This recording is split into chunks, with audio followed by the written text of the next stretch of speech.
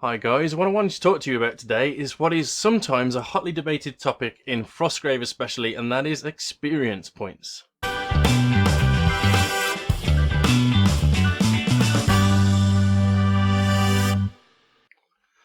Okay, and so the main point of today's video is, it's going to be a bit of a talky one today, I'm afraid, again, is there's an article that the writer of the Frostgrave books, Joseph McCollough, I hope I pronounced that right.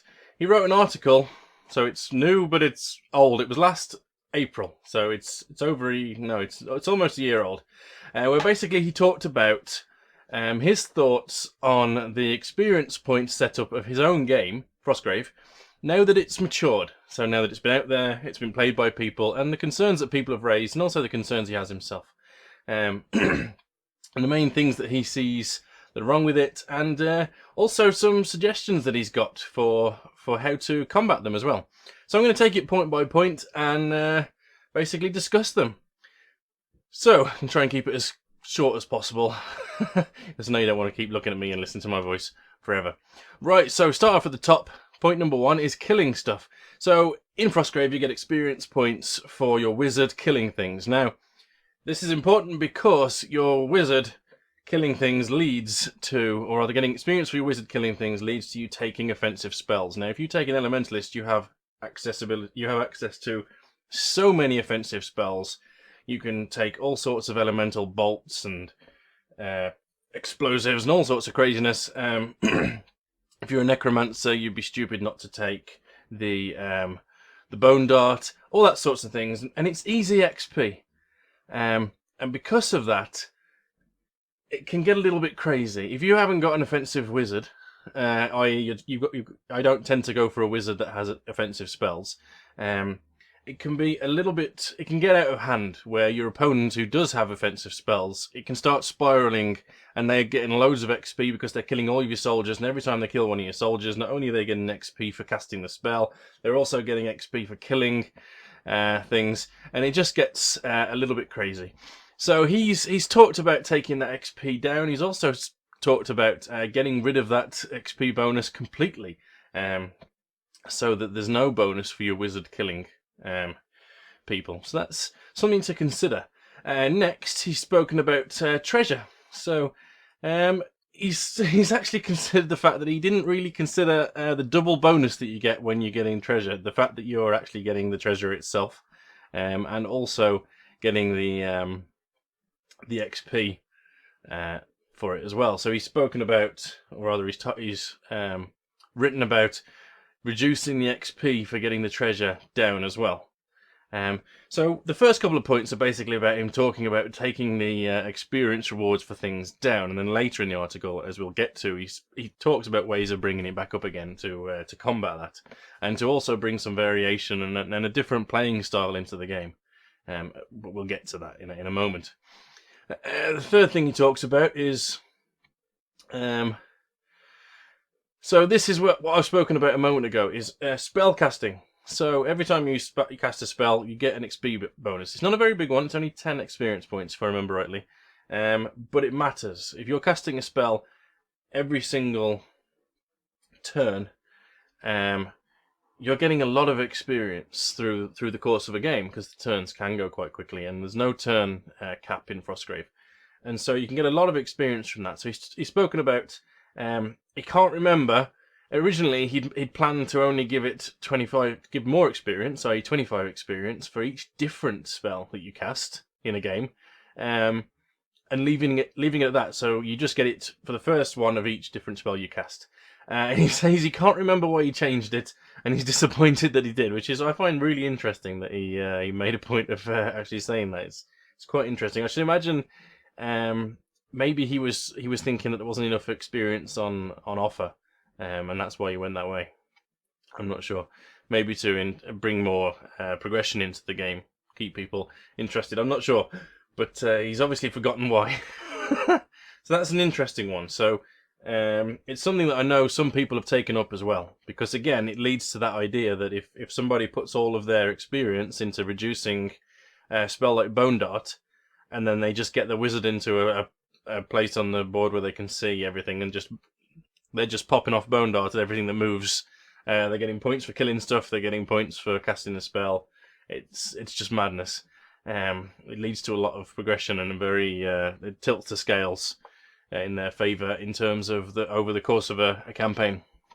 So that's very interesting, that one. I like that one. So we've spoken about those three, and those three really are reducing the amount of experience that you can expect to get over the course of a game that you play, basically.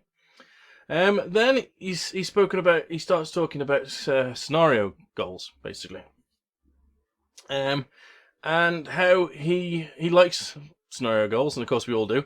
And I agree with him on this one. He starts writing about how scenario goals, get my words out, should be the main way that you get experience in Frostgrave. And to be honest, I think he's right. So, getting the treasure from that column should be, or drinking the water from the well, or I'm trying to think of the different scenarios now, but doing the activity of the scenario should be the main cause of the experience.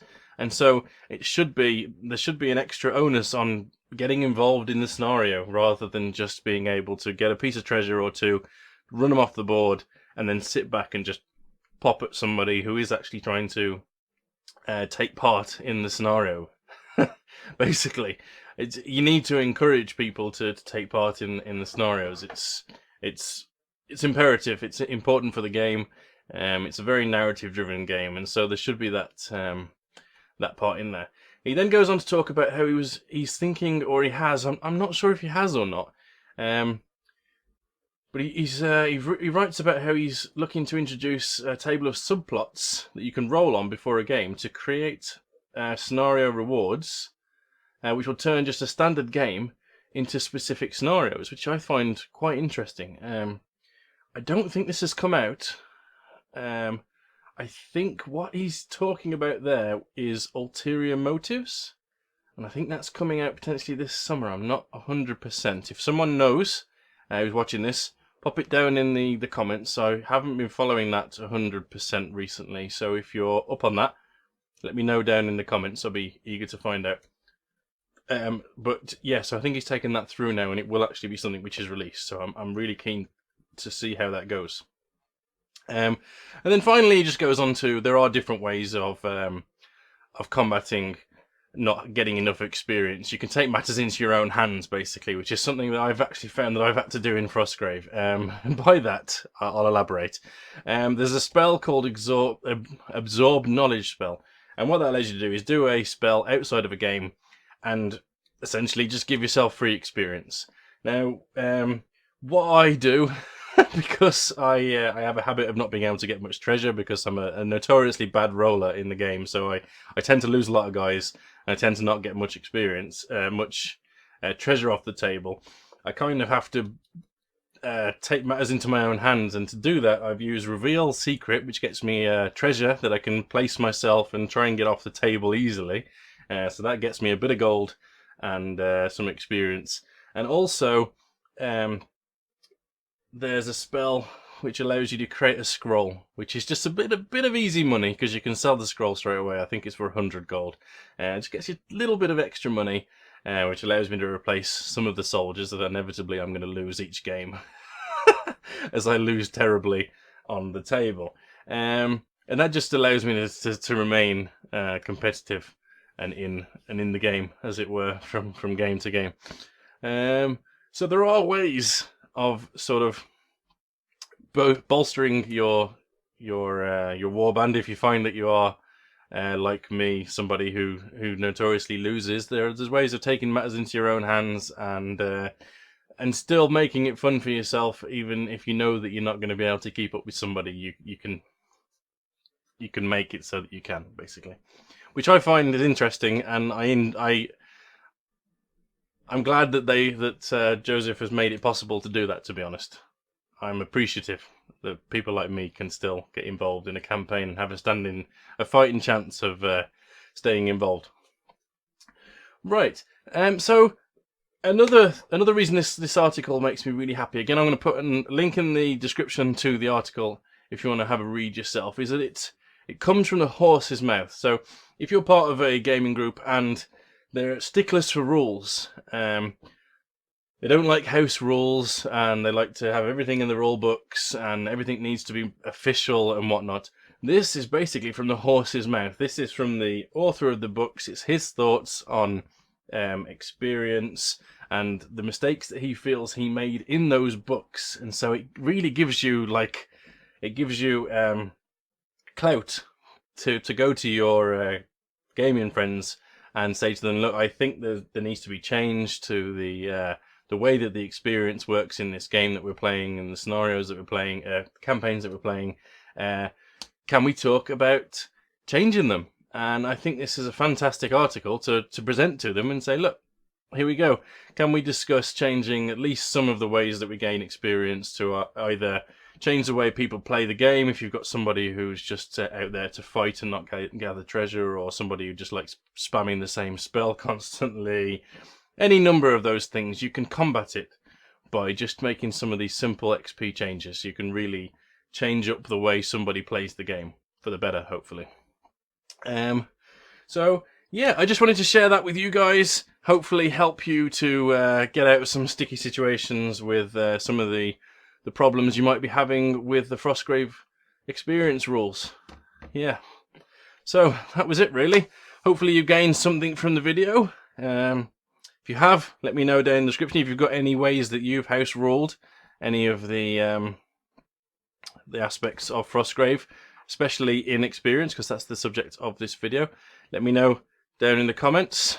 I'm keen to hear what you've managed to do. Me and Harry and Callum didn't really change much of the rules, to be honest. Like I say, I was able to work my way around the experience problems with use of spells and the design of my warband and things. So just with a little bit of clever thinking. But to be honest, I think some of these rules and extra house ruling things that Joseph's come up with could have come in handy, and I think they potentially will be switching things up going forwards. Right then, keep up with me in between videos over here. Thank you very much for watching, and hopefully I'll see you in the next one. Stay well, guys.